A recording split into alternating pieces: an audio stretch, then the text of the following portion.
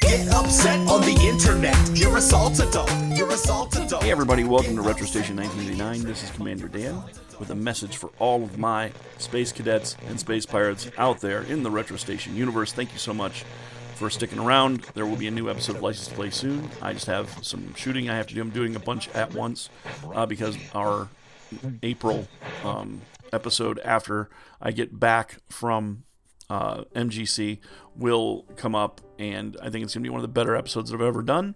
But there'll be 2 episodes between now and then, and I know it seems like a short period of time, but basically I've been working on both at the same time, which is what's caused the problem. But on to this. If you have never come to my channel before, welcome. If you're a fan of literature, welcome. I don't normally review books or even talk about books. Generally speaking, I talk about old video games and mostly licensed video games. Basically, if I didn't share this, I would have lost my damn mind.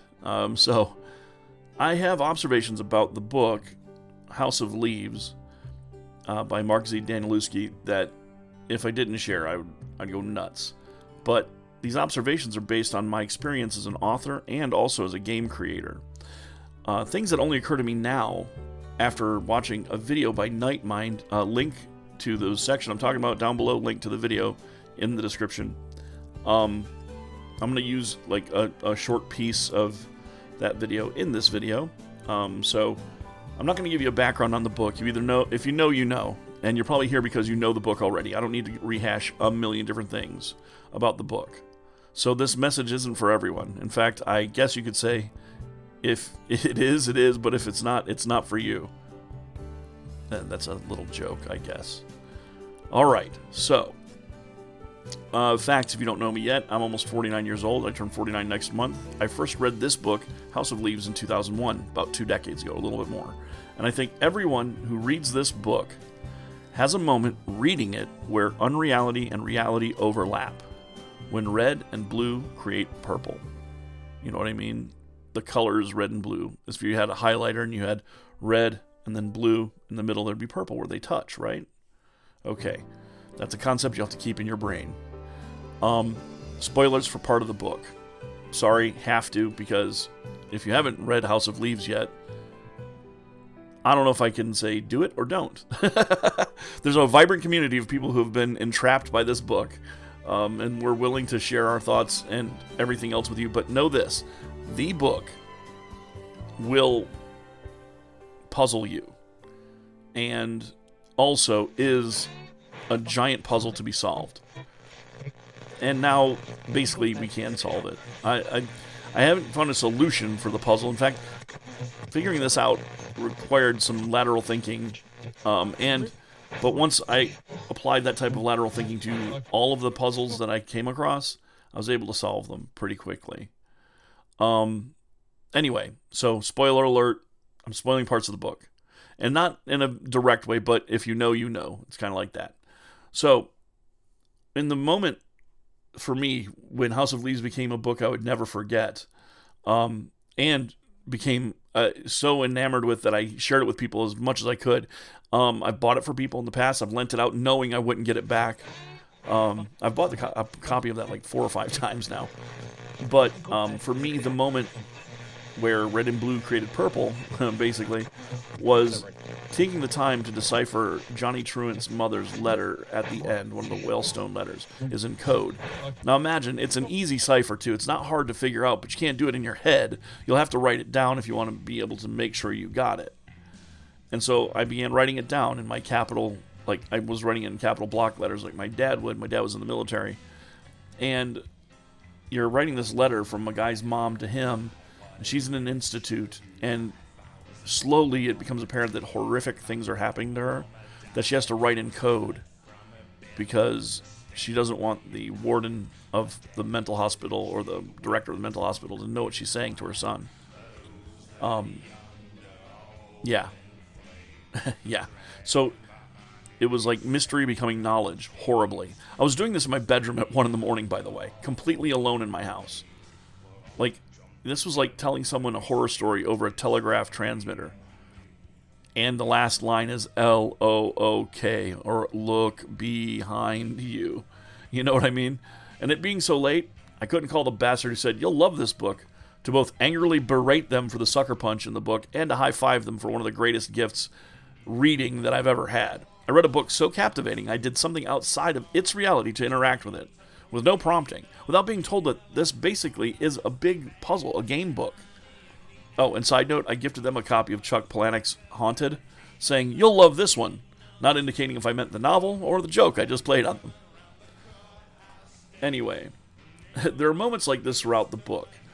Little puzzles to solve, little meanings to gather, things that come back later, and you're like, oh, I read something about that earlier. And there's footnotes and all kinds of literary tricks that are being done. Literary devices being used in different ways. The operation of how an index works is used to great effect in the book. I know, if this sounds like nerd stuff, it 1000% is. But I still say read the book. You will like it. There's lots of great stuff in it.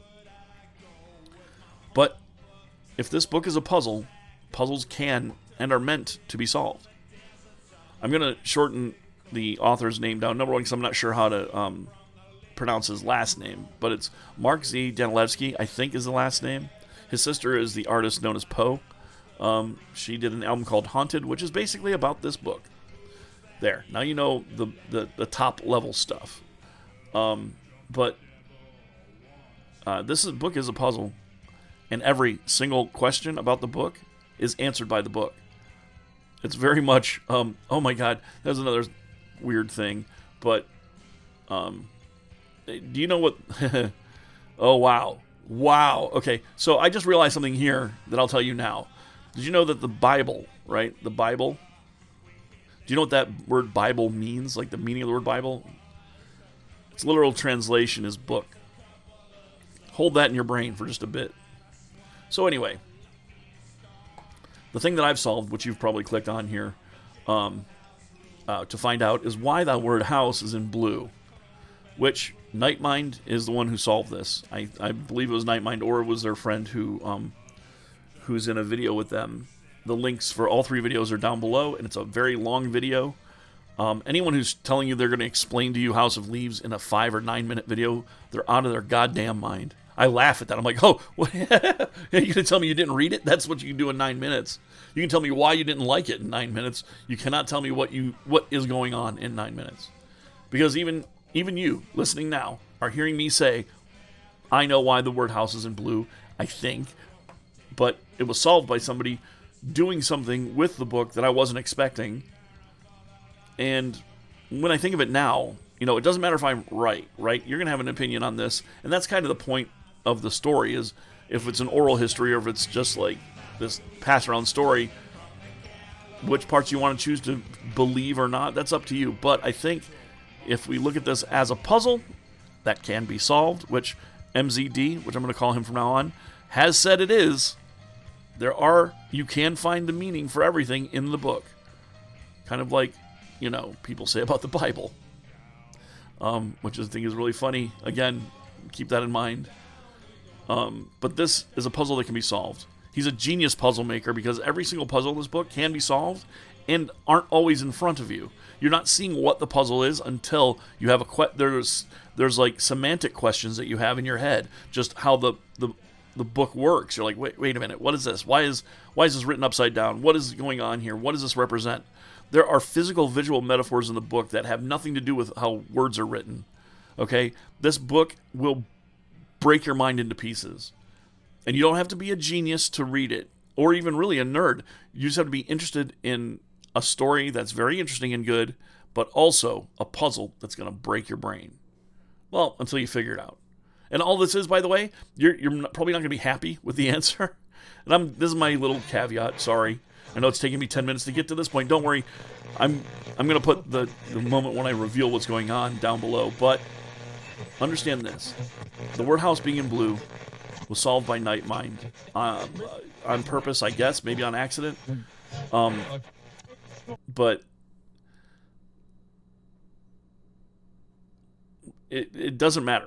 If I'm right about this, great, and maybe it helps your red and blue to become purple. Making whatever that's in this book a little more real than it was just sitting on a shelf before you even knew about it at a bookstore on someone's book nook.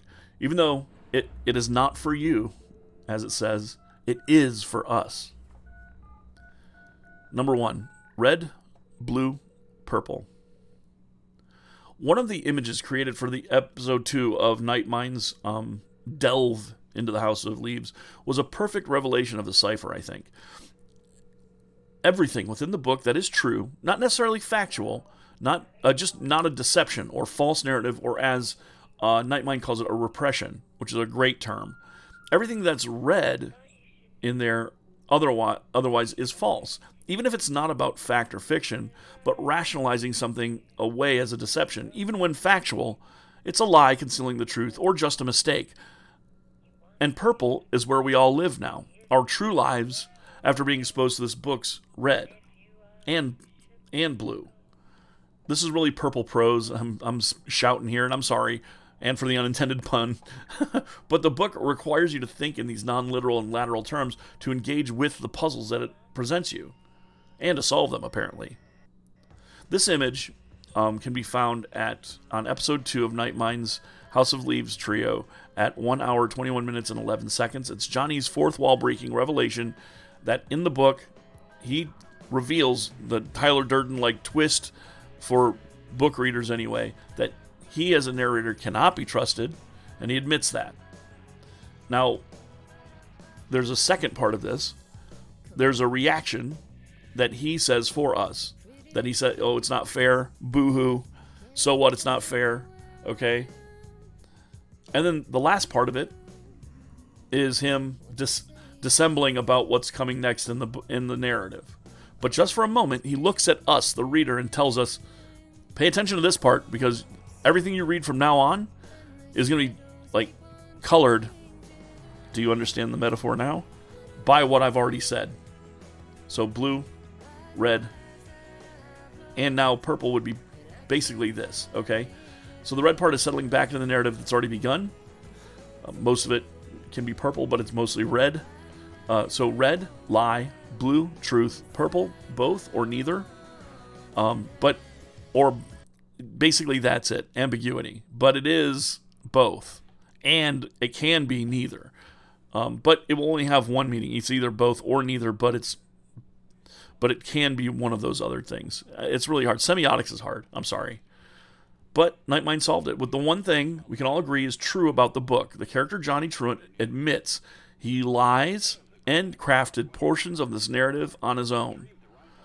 Knows someone is reading it and feels justified in all of the parts of this book, blue and red, and prefers the story to worrying about who might read it. And in fact, begins the story by telling us this is not for you, because it's for us. Do you understand? Again, two meanings, and this I'll explain this later too. So, in fact, entreating us to figure it out. All right, and damn, if they didn't do exactly that, it's awesome. But a solution as to why House is in blue requires proof. But let's first talk part 2. Blue houses, red monsters, and purple prose. The word house throughout the book is blue. Let's begin with that. That's a fact. The word house throughout the book is blue. Even when it's in another language, it is blue. If it's the word house, it is blue. Okay? We'll agree with that because you cannot disagree with that. Even when it's metaphorically used. Like a man's house is his castle, house would be in blue. Even though it's literally not a house nor a castle, it's just words on a piece of paper, the word house will be in blue. It's the ultimate cipher of the book, meaning it's the ultimate Rosetta Stone to the book. It's the ultimate cipher key to decode the book. So, if it is in blue, even on the word house is in blue, the word house is in the title of the book, and it is in blue, even on the cover of the book. So when you're approaching the book and you don't know anything about the book, what you do know, but when you look at the book, is the title of the book is House in Blue of Leaves. Okay? So even in the real world, house equals blue equals true. The insistence of MZD to keep the word house blue every time the work is printed or entered in the forums, it's blue, has subconsciously reinforced this rule for decades now. The only word in the whole work that is red, the opposite of blue, in this case, false, is Minotaur. And we know that Minotaur would be false because house is blue is true. So Minotaur is red would be the opposite, or false. So we can say with assurance that if red, false, and blue equals true, because MZD insists on this rule that puzzles also have rules, making them a puzzle. If it has rules, riddles can be solved. I mean, jokes are a surprise, but they are sensical and have like a sense of beginning and end and narrative structure even. And while it's a solution, and even it might be metaphorical, it has a key to it. Now, are there words in purple in the book? Yes, but the very first words in purple, they're on the cover, where it says a novel. So a novel is in purple, meaning it's both and neither. Wait, so it's true and it's false? This book? Absolutely. When is true and false the same thing? In fiction. In books. And here's the part I know, because when I first read this book, I wasn't a published author, nor knew terms of art of the publishing game, but I definitely do now. So, House of Leaves, the word house in blue. Blue means true, even when it's not literal. So read the title as something not just fictional, not just literal, but metaphorical, but also true. As in the answer to this question. If this book is a house, it's stamped on it, it's blue, it's true, so this book is a house. But how can a book, how is a book also a house? Because it's a house of leaves. Leaves are the long pieces of paper used to make a pair of pages, contained within the house. That'd be the jacket of the book, but in this case, take house to mean jacket. This book is a house of leaves. And by the way, this book isn't a house of leaves, it is House of Leaves. Not a house of leaves, not the House of Leaves. It's not a title. The title of the book is stamped on the book to tell you this book is a house of leaves that you're holding in your hand. So it's not just a novel and a house. It's the greatest fucking game we've ever played together without ever knowing one another. 3, here's proof. Okay, first the book represents the Davidson house as a literal physical metaphor, the book itself, that you're holding. I want you to hold your book in your hand and look at it. Notice, the cover is designed to appear as though the book inside is escaping the confines of the cover, which has pictures of houses on the spine, but is embossed with the labyrinth, the metaphor in the book. It is the entirety of the book story as visual, physical, holdable metaphor. You have to hold this book to read it. You have to interact with it. You have to open it, take it in. There are multiple houses on the spine because there are multiple copies of this book, multiple houses of leaves. It reinforces the metaphor that I'm talking about. Minotaur is in red because red is a lie or mistake, or more importantly, to be omitted. Because Minotaur is not the only thing red in the book. The other thing red in the book is a line through it. There's a red line. And a strike line, well, in publishing it's used generally. It's in a copy that the author gets called a gallows copy. It denotes the editor's desire to omit content. For factual inaccuracies are just aesthetic. But like house and Minotaur, when the word is a color and not struck through, it's part of the cipher. It's to give you that key. It was intended as the solution to why house is blue and Minotaur is red. Now, if we extrapolate from the title's meaning, derived as a riddle answer by adding the semiotic meaning of the word house equals true, equals blue, book is House of Leaves, then we must then use Minotaur as the opposite. Not just necessarily false, but just as an instruction to omit. It is a mistake, it is a lie, or it is a repression, or it is something negative to the story, or negative to your experience in the story. And because MZD loves his wordplay, let's look at the word. Minotaur, in red, is the title of the chapter describing a labyrinth. Now, a labyrinth is an oubliette, designed for trapping, or concealing, or torturing, or confining.